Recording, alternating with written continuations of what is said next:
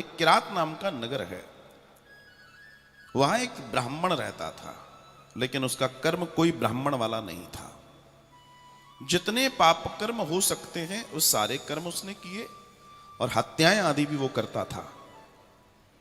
और यहां रहने वाले लगभग जितने लोग थे उनका यही काम था। आप सोचिए, वहीं एक तालाब था उस नगर में, और दर्शन है कि वहां लगभग ब्राह्मण रहते हैं। तो वहां जो तालाब था, उस तालाब के किनारे एक शोभावती नाम की महिला रहती थी, जो देह का व्यापार करती थी, देह बेचती थी। यह व्यक्ति पाप कर्मों में तो बहुत था, हत्याएं आदि भी करता था। पैदा जब हुआ तो एक ब्राह्मण कुल में हुआ था, लेकिन कर्म बदल दिए इसने। एक दिन ये जा रहा था, जाते समय उस तालाब के किनारे उस शोभावती के ऊपर इसकी दृष्टि पड़ी। और जब शोभावती पे दृष्टि पड़ी तो ये बड़ा बली था। अब भाई ऐसे लोग तो अलग टाइप के ही होते हैं। तो इसने उसकी ओर देखा और इसने उससे प्रणय निवेदन किया।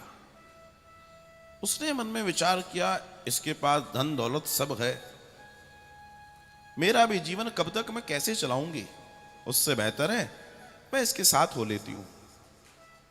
विचार करने लगी, और विचार का दर्शन है महाराज कि दोनों साथ रहने लगे। गलत कर्म करता था तो माता पिता रोकते टोकते थे। इसने अपने माता पिता की भी हत्या कर दी। इसने अपने माता पिता की भी हत्या कर रखी थी। अब आप विचार कीजिए।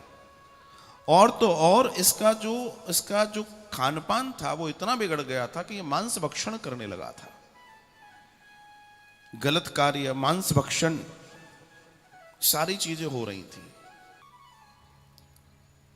दर्शन आता है कि ये सब चलता रहा।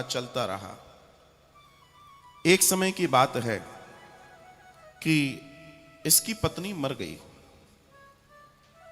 आगे चलता रहा। एक दिन ये यात्रा पर निकला। यात्रा करते करते ये पहुंचा झूसी, प्रयागराज, इलाहाबाद। वहां पहुंचा। अनेकों पाप कर्म कर रखे थे इसने, अनेकों पाप कर्म थे। लेकिन यहां एक स्थिति ये बताई जाती है कि ये बहुत समय से यात्रा कर रहा था, इसके पास धन भी नहीं बचा था, खाने पीने के लिए कुछ नहीं था, रहने के लिए स्थान नहीं था। तो इसने देखा एक शिवालय, भगवान महादेव का एक सुंदर मंदिर। वहां कई सारे साधु हैं और वहां भगवान महादेव का सुंदर पूजन अर्चन चल रहा है। जब पास में जाकर देखा तो पता पड़ा कि यहां तो शिव महापुराण का वाचन हो रहा है। शिव महापुराण का।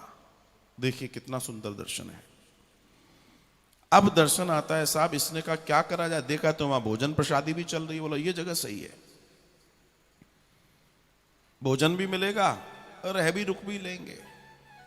लेकिन इसके साथ एक समस्या थी, इसको बुखार आ चुका था, ये बीमार हो चुका था। तो ये कोने में बैठा रहता। अब मजबूरी यह है कि कथा सुनोगे तो अंदर प्रवेश मिल गया, कथा भी सुननी पड़ेगी, फिर प्रसाद मिलेगा। तो प्रसाद मिलना है तो कथा सुनना जरूरी है, फिर वहां रहने को भी मिलेगा। भाई भगत आदमी है, ठीक है सो जा भैया। और दर्शन आता है कि पूरे 1 माह तक ये बीमारी से ग्रस्त रहा और ये निरंतर भाव से कथा सुनता रहा। कहते हैं कि 1 महीना बीत गया। जिस दिन कथा का विश्राम हुआ और कथा के विश्राम होते से जब यज्ञ आदि हवन आदि इत्यादि हो गया और ये वहीं मर गया। ये वहां मर गया।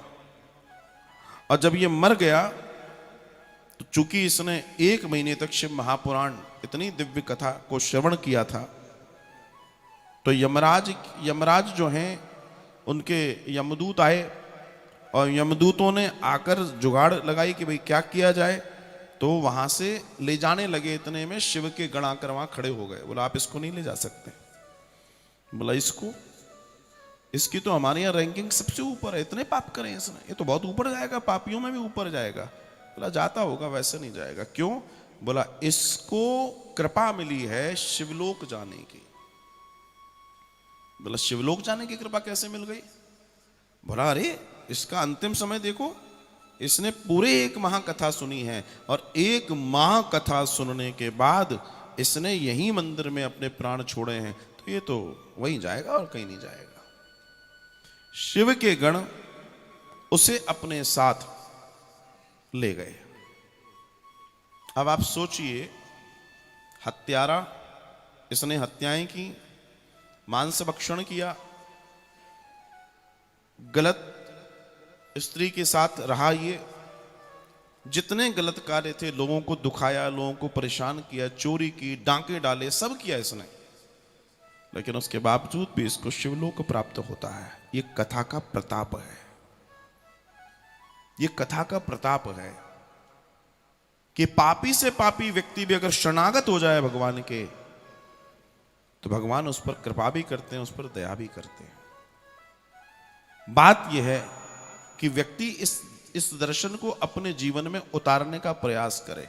और साहब इस व्यक्ति को अंतोगत्वा शिवलोक मिला,